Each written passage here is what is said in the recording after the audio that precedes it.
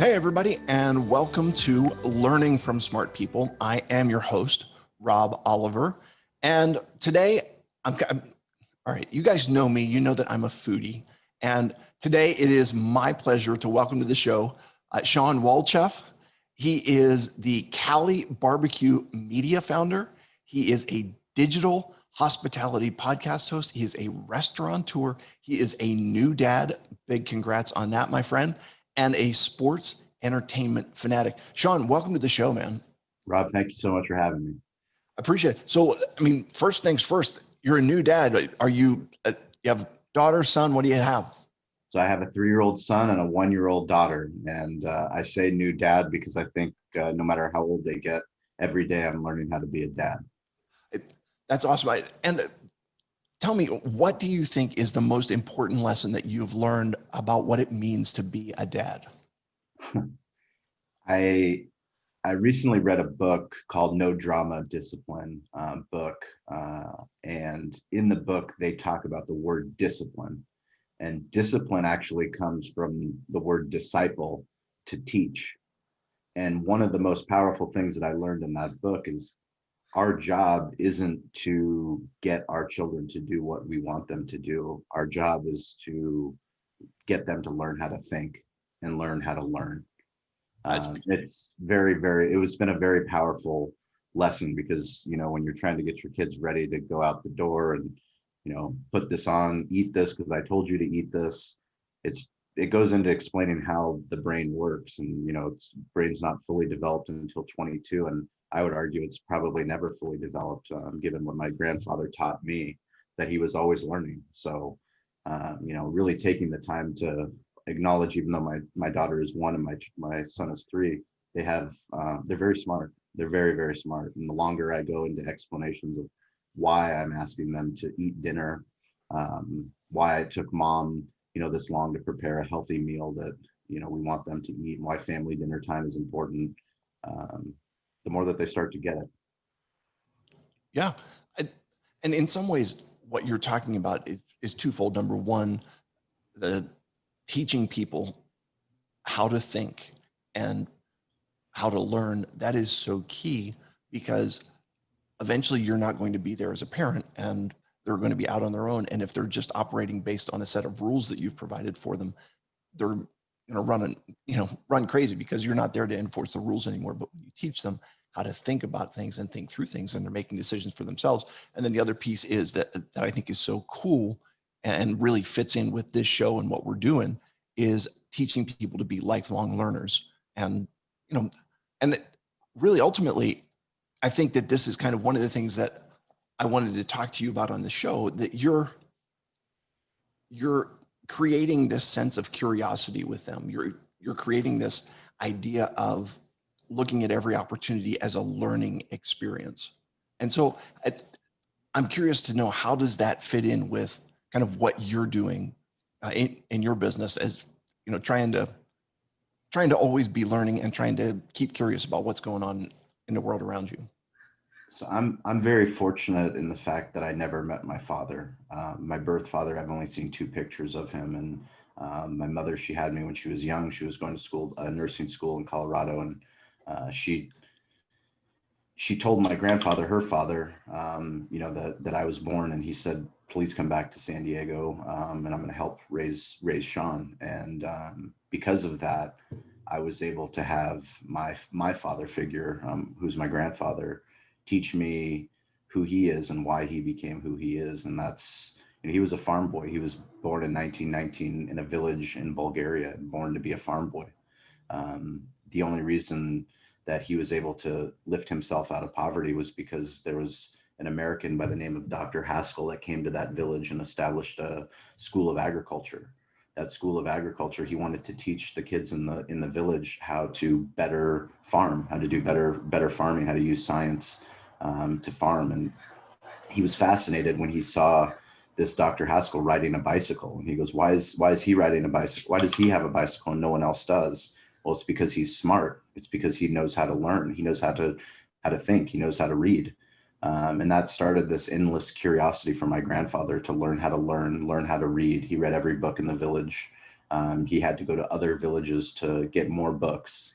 And he ended up skipping a grade because he was smarter than the rest of the kids, because he was willing to learn. But even though he did so well, he was one of the top students in Bulgaria. He applied to medical school because that's what he wanted. That was his life passion, but he got rejected.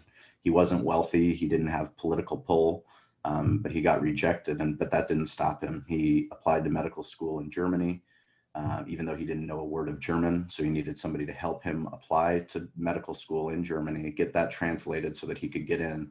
And then he was learning German to learn medicine. Wow. And this is all during World War II. And, I was fortunate at the age of 21 to spend 3 years with my grandfather, essentially writing his autobiography, his memoir.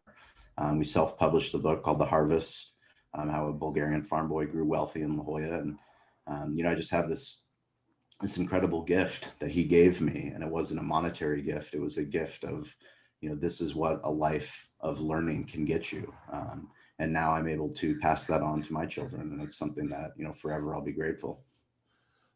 Yeah, I mean, that's beautiful because listen, I am very passionate about what it takes to be a dad, or what it takes to be that um, father figure, that male role model for kids.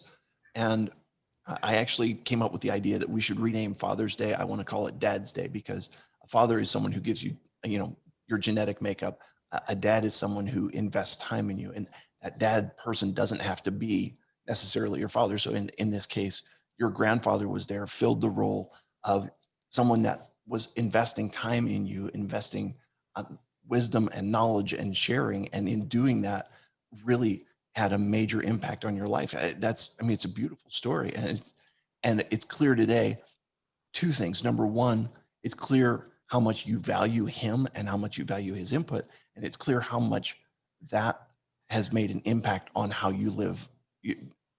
And even I would imagine not just how you live, but how you're living every part of your life, not just as a dad, but also as a businessman, and the whole experience. Is that an accurate summation of what you're saying?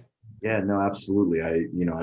We own a restaurant, barbecue restaurant in East County, San Diego. So we're not right in downtown San Diego. We're about 15 miles east. I'm in a difficult location. We opened in 2008, where people told us that we wouldn't be successful. It's the height of the economic recession. You shouldn't be opening a restaurant. You shouldn't be opening in the location that you're opening. And when we opened, it was hard. We had 18 employees.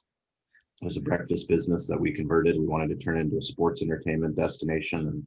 And, for 13 years, we learned how to brand ourselves. We learned how to market ourselves. We turned into a barbecue restaurant, even though we didn't know a thing about barbecue. We asked for help. We asked for, somebody that knew what they were doing. And we were lucky to find someone by the name of Gene Goycochea, who taught us how to do barbecue. But all along the way, because we were compelled to do something, whether it was open up a restaurant, we needed to learn how to do that. And to learn how to do that, you have to be humble enough to ask for help.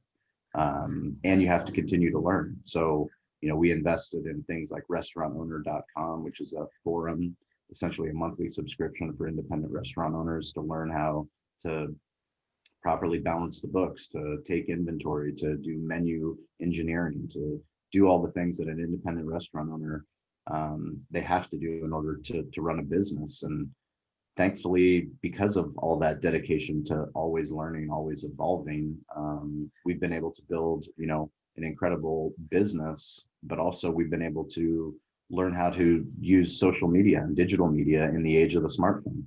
The iPhone came out in 2007. I think I bring this up a lot because it's so easy in this day and age for us to take for granted how far we've come, how fast. We opened our business in 2008, but that smartphone, that first iPhone came out in 2007.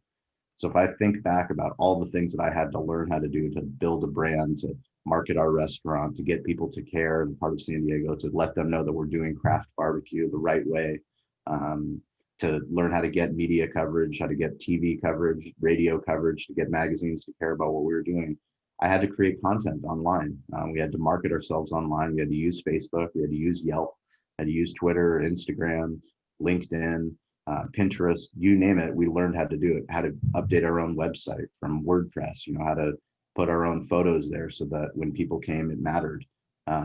That endless curiosity, that endless journey makes us as confident as we are today, where we call ourselves a barbecue media company.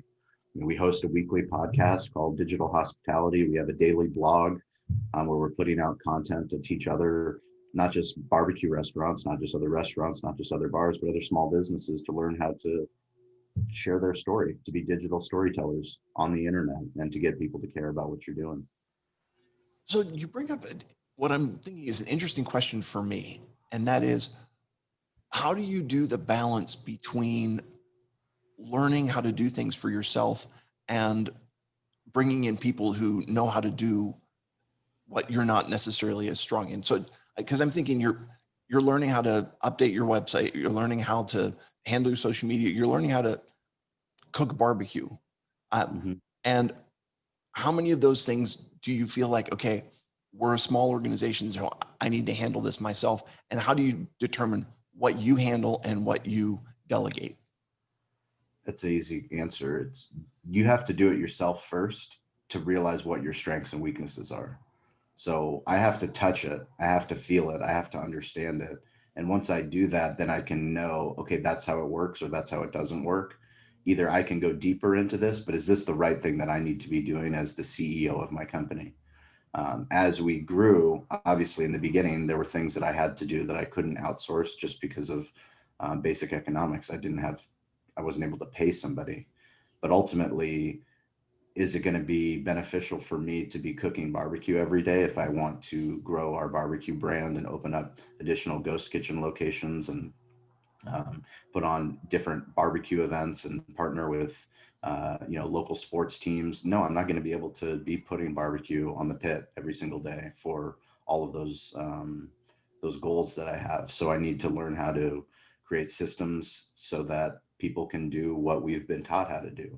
I have to lean into my strengths. I think that's one of the things that I've learned over the last 13 years is, the things that I'm good at is I'm good at learning. I'm good at being willing. I'm good at being able to know that I'm not the smartest person, so I can ask for help.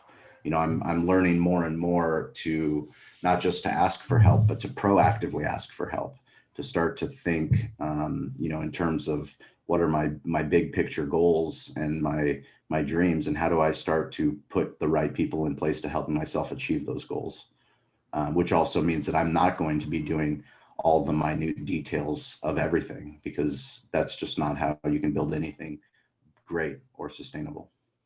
Okay, and at the same time, what I'm hearing you say is that you kind of need to have a passing familiarity with everything that goes on. So I'm just thinking about you're having someone else cook the barbecue, but you have a standard of excellence that you have set, and you want everything that comes out, they've got to be consistent.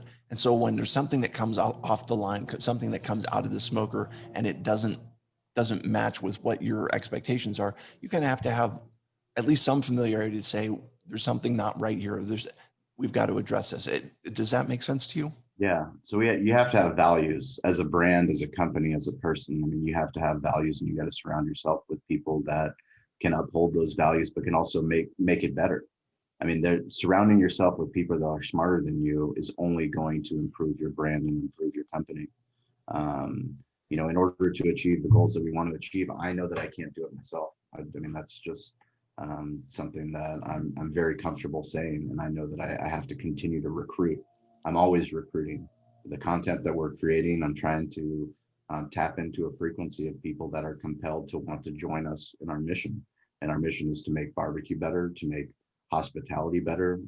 We call it digital hospitality. Every business needs to be digital, and every business needs to be in the hospitality business. I mean, customer service is just treating someone like a human.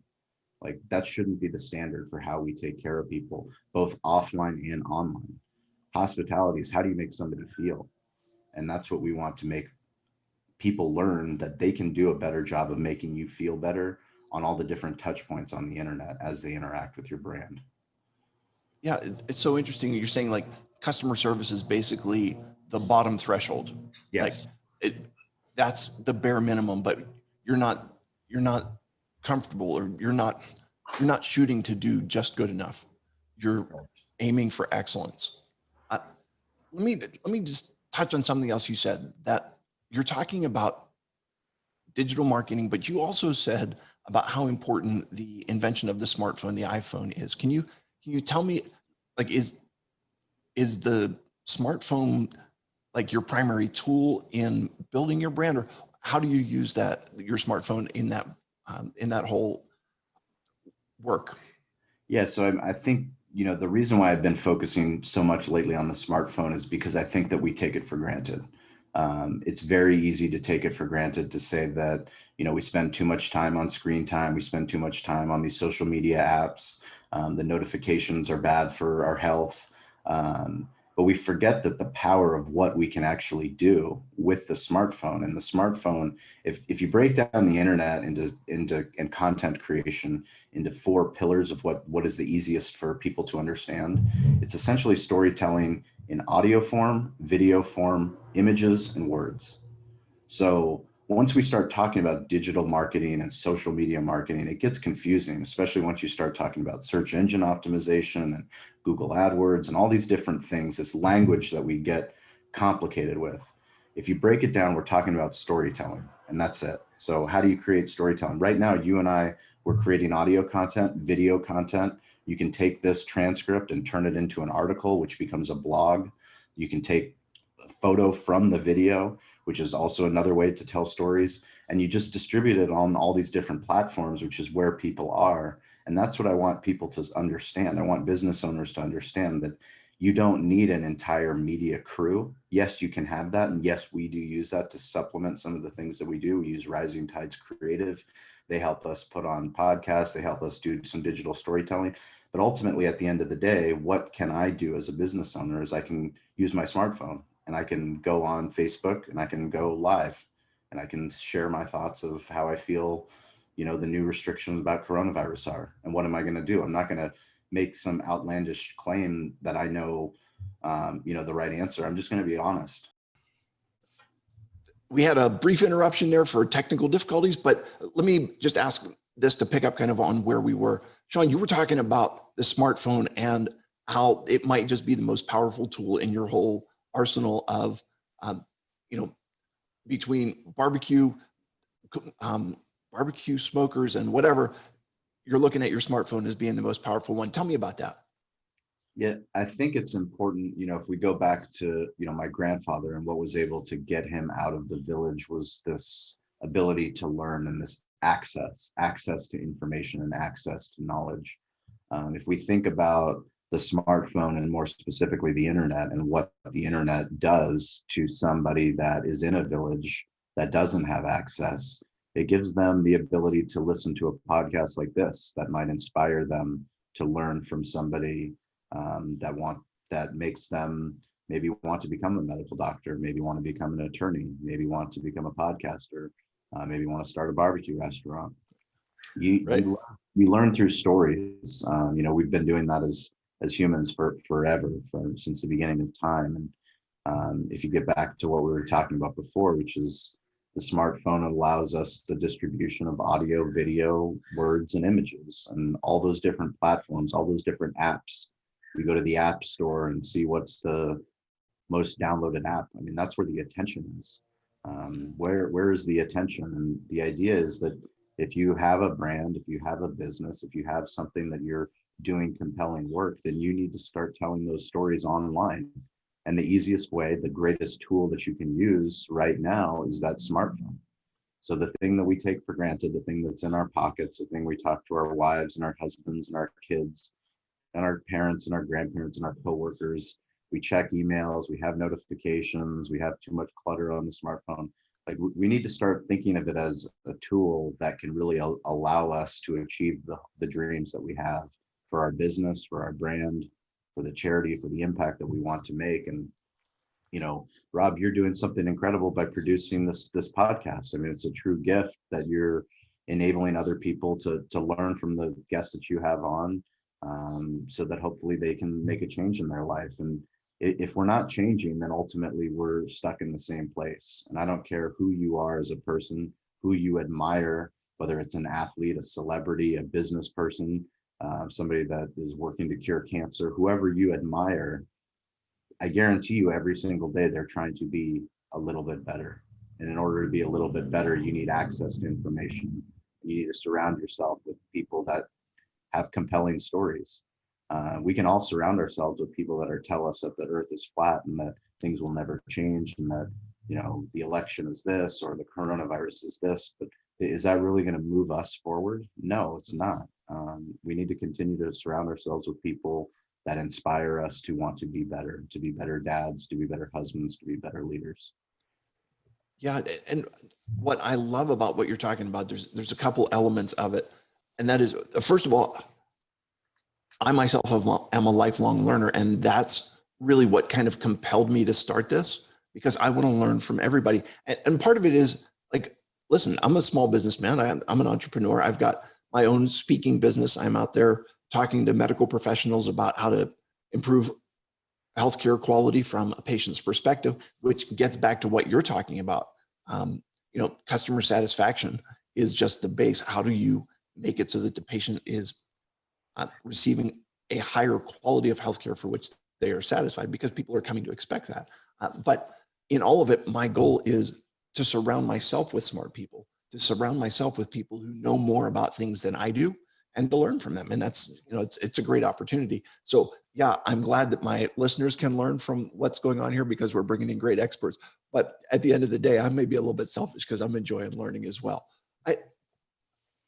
I'm just curious about this, because to me, when I first saw you and first was reading about you, I'm like, dude, this guy has got a barbecue restaurant, and I've got Southern roots, and barbecue is like, it's my love language in some ways, right? And I'm like, I'd love to have a barbecue guy on. But then the more I'm coming to understand you, you're viewing yourself less as a barbecue restaurateur and more as kind of like a digital hospitality presence. Like, can you explain how that kind of works? And is that an accurate description of where you are?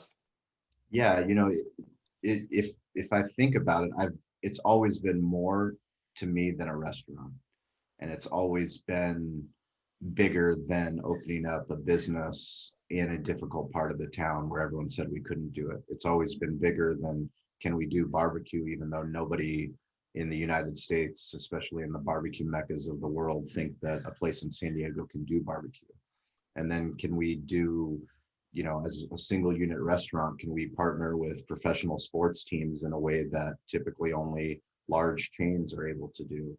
Yeah, we're able to do it if we learn about how to treat people the right way and how to create memorable moments. And the more that we do that, the more I realize it's the things that my grandfather taught me in always being curious, getting involved, and asking for help. And by doing that, we've become digital storytellers. We've told people who we are, what we do, but because we've been able to learn how to do it for ourselves, we learned how now we can do it for other people. So I talk about the difference between digital marketing and digital media.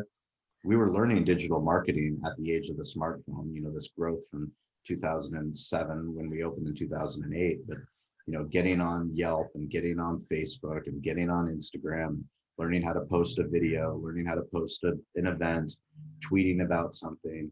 We were learning how to promote ourselves because we needed business. Like we didn't have people coming in, we couldn't pay payroll, we would go out of business. But by learning how to do that, we learned that it's not always about us, because we're throwing an event, a charity event to raise money. We can also tweet about the other barbecue shop down the street. We believe a rising tide lifts all ships. And we know that, having grown up in San Diego, watching what the craft beer industry had done in San Diego, was they didn't cannibalize each other. It was not a Pepsi Coke relationship. It was, how can Ballast Point be better because of Stone Brewery? And they all shared ideas, and the tide rised. And now people all across the globe come to San Diego to learn about craft beer. Well, why can't we do barbecue that way? Why can't we do podcasting that way? Why do we have to compete with the other barbecue restaurant? Why do we have to compete with the other marketing podcast? Why can't we develop a relationship with people that are like-minded, doing the things that we love to do, and share ideas? And I think that's, one of our greatest strengths, is that we're willing to do what other people are unwilling to do. And that's know that it's not all about us. It's about the story. And through that story, we can inspire other people to want to join that movement, to get involved and to be better. So I love what you're doing there, because you're building partnerships with people who would classically be viewed as competition. And, and in the same way, I feel like when you're talking about being curious and about learning, it is equally important to learn from people who have a different perspective than you, or who look at things differently than you do. And surrounding yourself by people who all think the same way that you do isn't really, it feels good, because you don't get any, you don't get any dissent, and everybody thinks this is wonderful, but you're not really looking at things from a variety of perspectives. It's a really cool thing. Tell me a little bit then. You're building partnerships, and you mentioned a couple areas where you're building partnerships. You're building partnerships with other local barbecue restaurants. You're building partnerships with sports teams, and then you kind of have in the background, you're also building relationships with the media and TV, radio, what have you. Can you give us just a little bit of insight on how you build those relationships, or what goes into creating those? Our philosophy is to treat every event as a Super Bowl.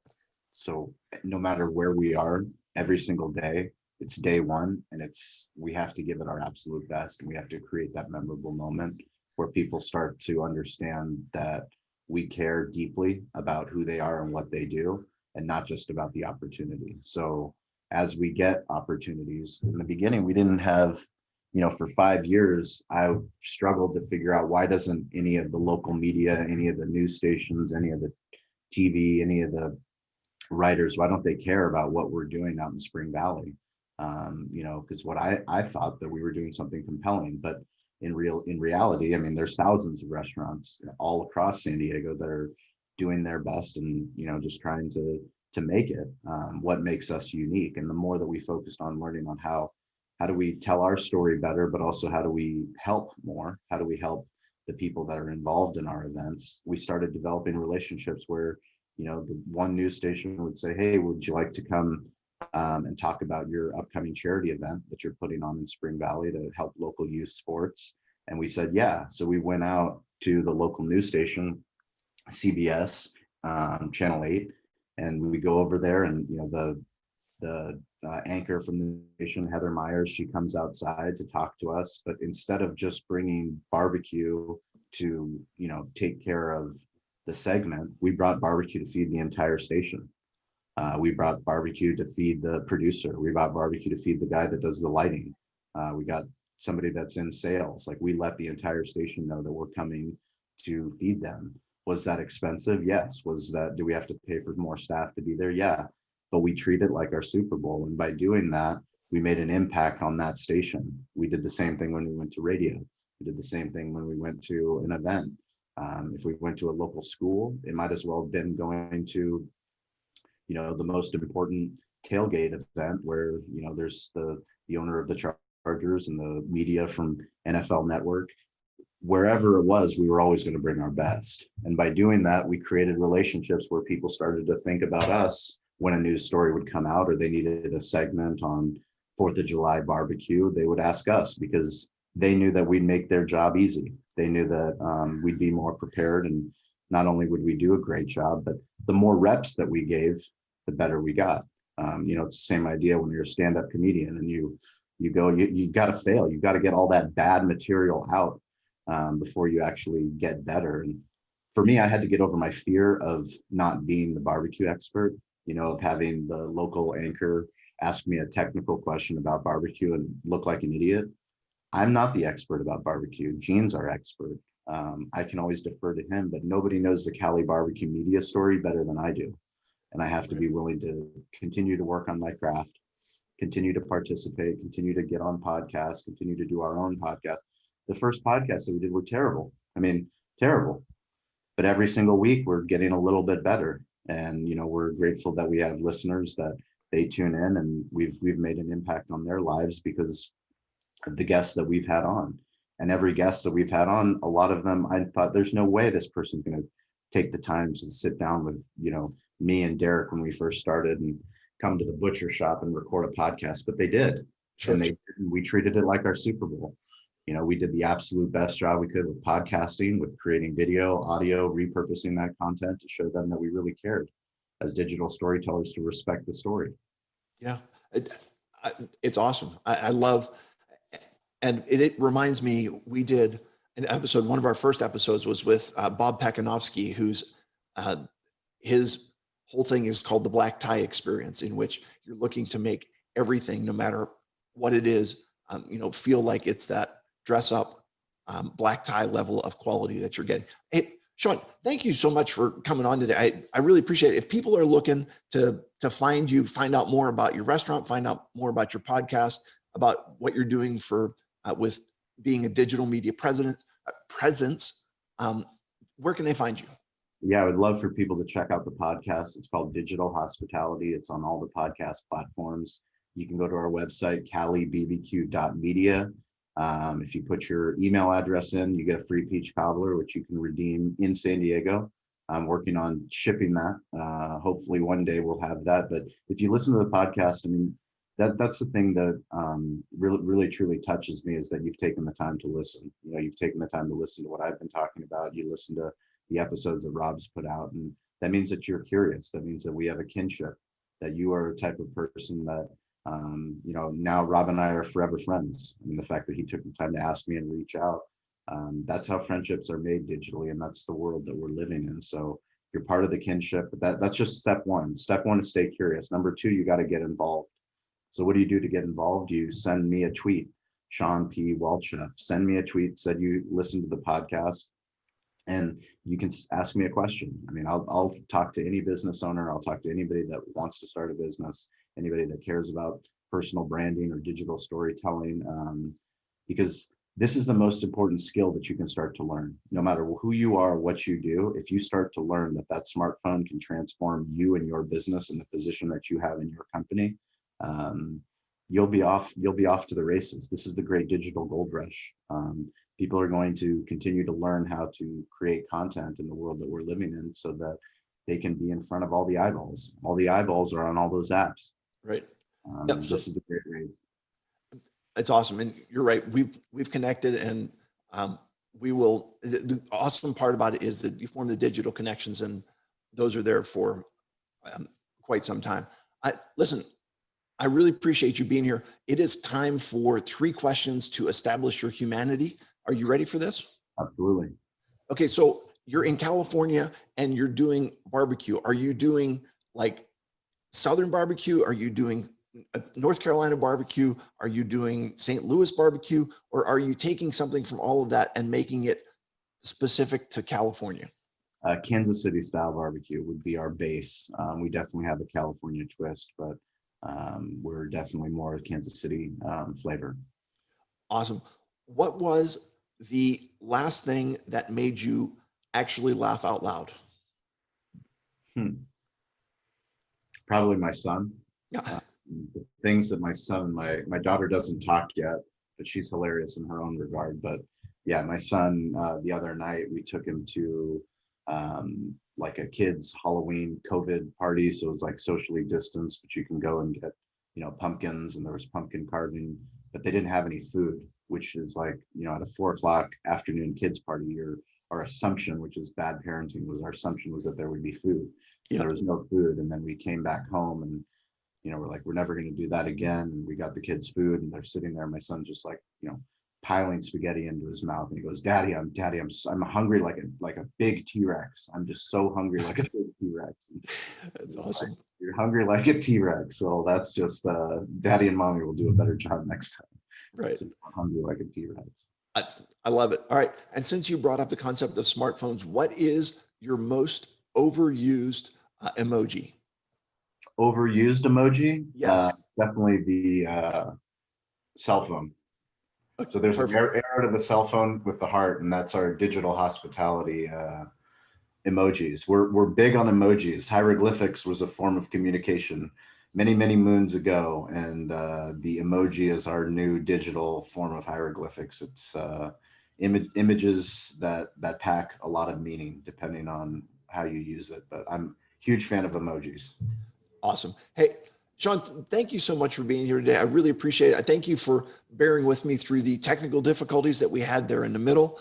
I appreciate it. I'm going to put all of your contact information down in the show notes and encourage people, check you out, check out the podcast. For anybody that happens to go through San Diego, I would highly encourage you to stop in, take him up on his offer for some peach cobbler. Because listen, there's one thing that can get me to cheat on my keto diet, and it's peach cobbler. Okay. Of course, you throw a little bit of ice cream on that thing, and now you're talking business. But if I'm ever in San Diego, you can count on me coming out for some CaliBBQ.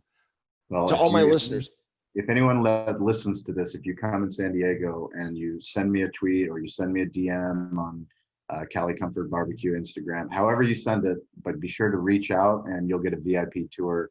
Thanks to Rob, courtesy of Rob and the podcast. That's awesome. Thank you. Hey, for all my listeners, I appreciate you tuning in today. I hope you have learned something, and I will remind you that when you stop learning, you stop living. Have a great day, everybody.